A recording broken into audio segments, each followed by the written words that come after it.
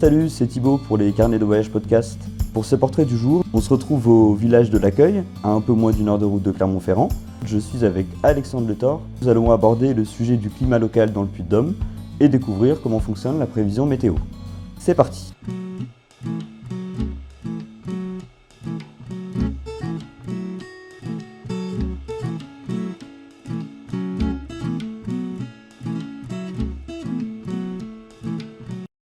Bonjour Alexandre, vous êtes prévisionniste à Météo Auvergne. En quoi consiste votre activité ? Alors notre activité, il y a deux parties. Il y a une partie prévision météo. Donc on va rédiger des bulletins de prévision météo pour différents clients. Il y a des bulletins qui sont, on va dire, grand public, alors qu'ils sont disponibles pour les abonnés. Mais on va aussi faire des bulletins pour des clients qui ont des besoins soit ponctuels, soit à l'année.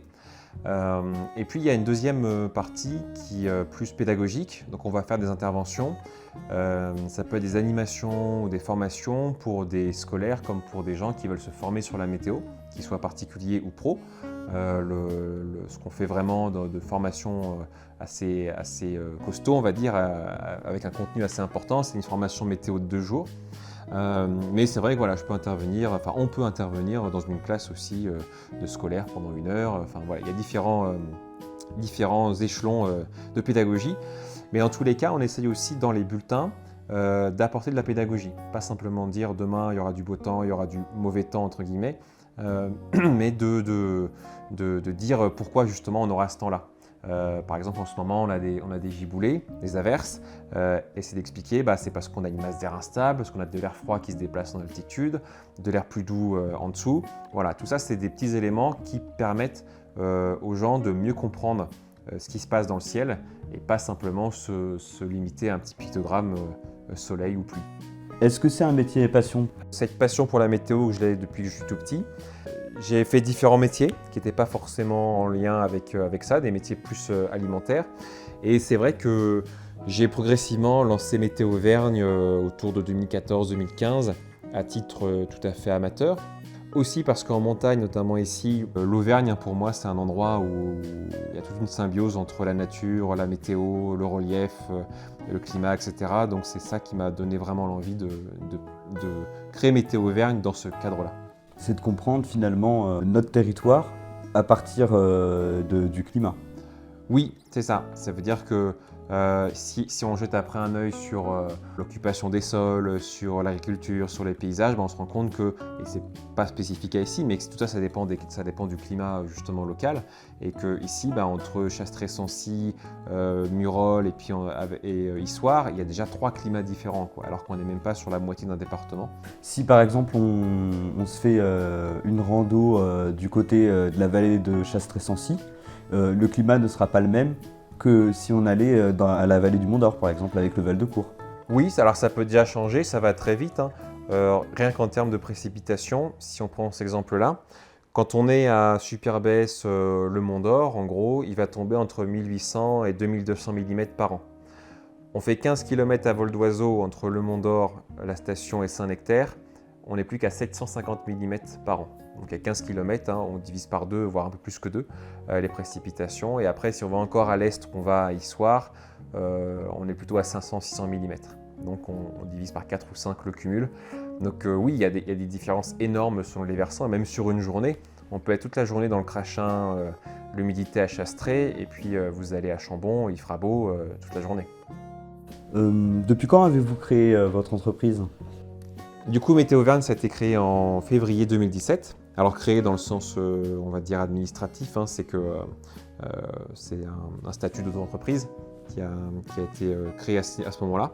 Aujourd'hui, c'est une entreprise individuelle, donc c'est un petit peu l'échelon au-dessus. C'est pas grand-chose dans l'évolution, mais en tout cas, c'est aussi parce que maintenant j'ai un salarié depuis 2021. Quels sont les projets d'avenir pour Météo Auvergne ? Alors les projets d'avenir, donc ça c'est à plus long terme, on va dire. L'idée c'est que voilà, une fois qu'on est sûr que ce qu'on fait actuellement est costaud et solide, c'est d'étendre les prévisions pour d'autres secteurs, notamment le Cantal, également l'ensemble du Puy-de-Dôme avec le Livradois-Forez par exemple. Pourquoi pas aussi l'Allier et la Haute-Loire.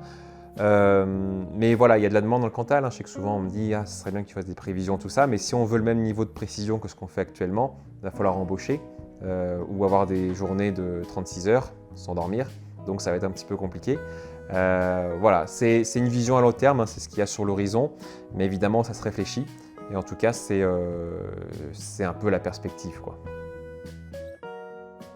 Si vous deviez transmettre un message sur les ondes de Carnet de voyage, lequel serait-il? Je pense aussi au climat, parce que le climat aujourd'hui, quand on parle de réchauffement climatique, très clairement, la prise de conscience réelle de ce qui est en train de se passer, c'est pas à la hauteur. Donc voilà, moi j'aimerais vraiment que les gens prennent conscience de ce qui est en train de se passer au niveau du réchauffement climatique. Pour donner quelques chiffres rapidement, aujourd'hui, le climat, la température moyenne tend à augmenter de 0,2 à 0,5 degrés tous les 10 ans. Alors ça paraît pas grand-chose dit comme ça, on se dit bon bah ça va, ça veut dire qu'en gros en 2100 on va enlever un pull au mois de mai et tout ira bien. Sauf qu'en fait 0,2, 0,5 degrés tous les 10 ans, il faut bien se rendre compte qu'entre Clermont-Ferrand et le Mont d'Or, en température moyenne, il n'y a que 3,9 degrés d'écart. Il y a à peine 4 degrés d'écart.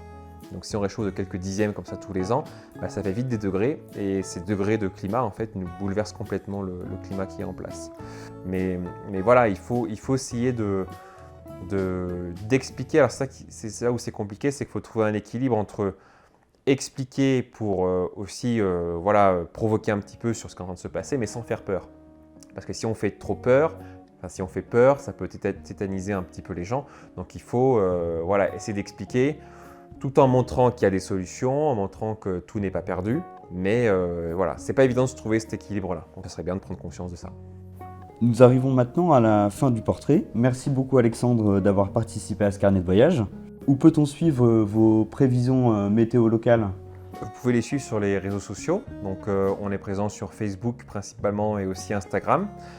Si vous n'avez pas ces réseaux sociaux, ce que je comprends tout à fait, vous pouvez aussi télécharger l'application Météo Auvergne. Il y a une partie gratuite dedans. Il y a notamment une page actualité. Et puis après, si vous êtes convaincu par ce qu'on fait, vous pouvez vous abonner à l'application pour 20 € par an et vous retrouverez l'ensemble des prévisions et des observations qu'on propose.